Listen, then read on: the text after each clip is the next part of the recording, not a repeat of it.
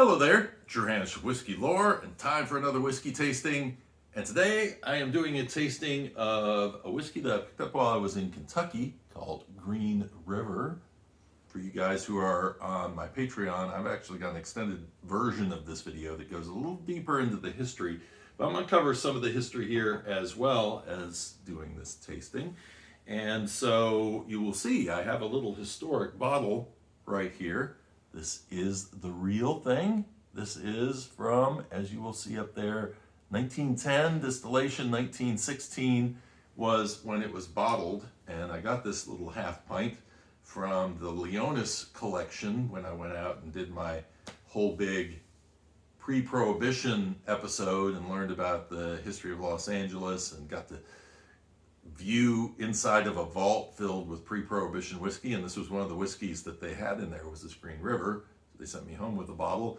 They had sold a lot of this stuff on the Christie's auction, but this, because it had evaporated so much through the cork, they were left with this, plus the label wasn't in great shape, and Christie's won't take anything that doesn't have a somewhat pristine label. So that was part of the story with that as well.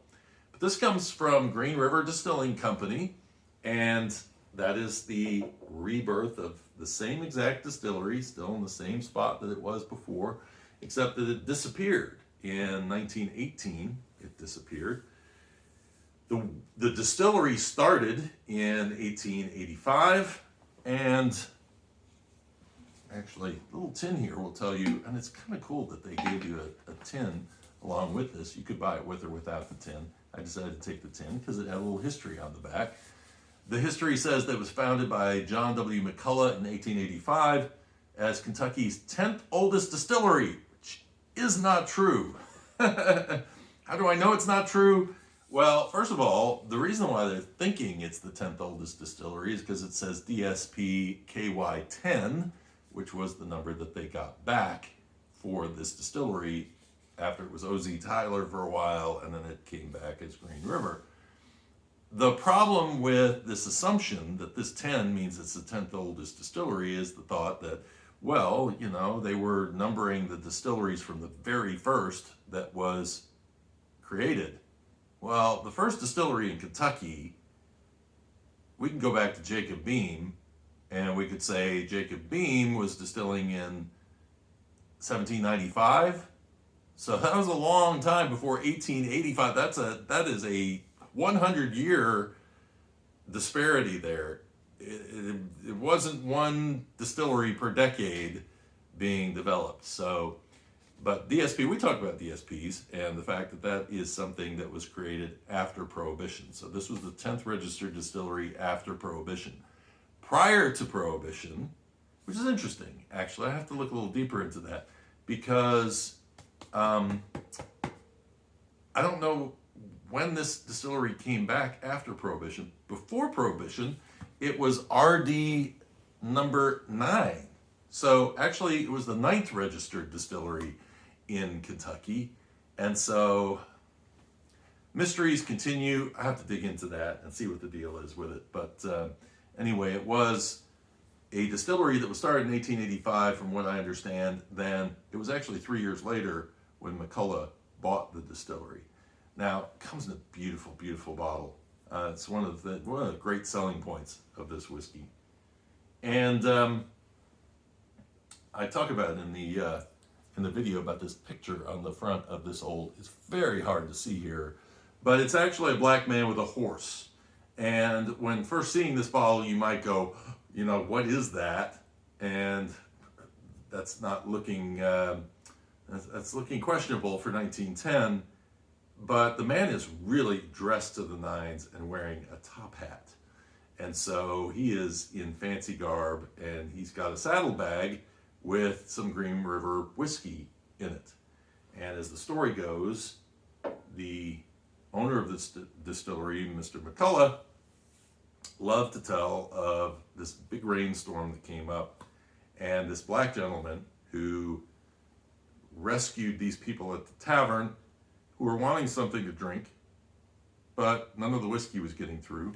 So he trudged through the rain, got to the distillery, and picked up some whiskey and brought it back for everybody.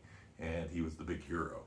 So anyway, really interesting to see that, and shows how sometimes we can have perceptions of things by looking at it, thinking of the time period, and it doesn't mean at all what we think it means. In fact, McCullough was a Republican, he was a Unionist, he was not interested in slavery whatsoever, he was not of that mindset. So really interesting to know that.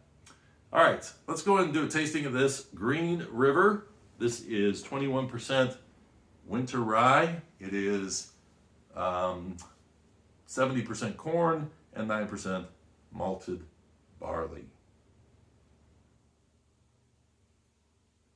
And this comes with a very bourbon-esque nose. There's some oak there, there's that rye there. It's very bourbon-like. Maybe a little leather note coming in there as well. A little brown sugar, some caramel. Cheers.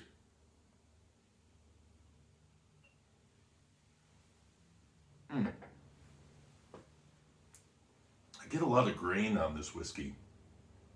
So it has a rye spice to it. Kind of goes almost into a cinnamony note. The grain continues to lay there all the way around on this. The rye kind of hits on the side of my palate. It kind of fades off and dries out. It's got a nice mouthfeel when it first hits the palate. Dissipates quickly. And you're kind of left with that grain note. It's almost like shredded wheat kind of a flavor going on. Really, really interesting, but it just lays there. And I don't know, it doesn't overly excite me, but it doesn't turn me off in any way either. This is just a good bourbon.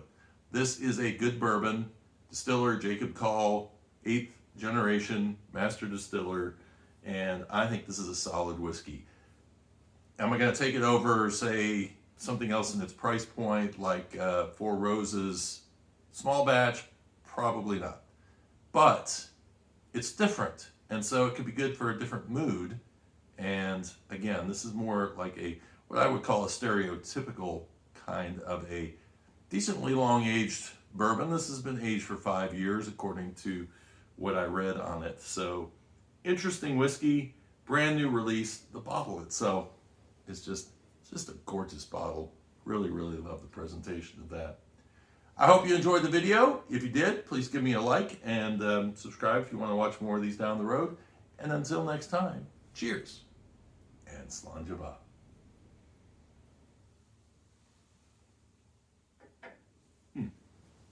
Nice little vanilla and cola notes in there as well.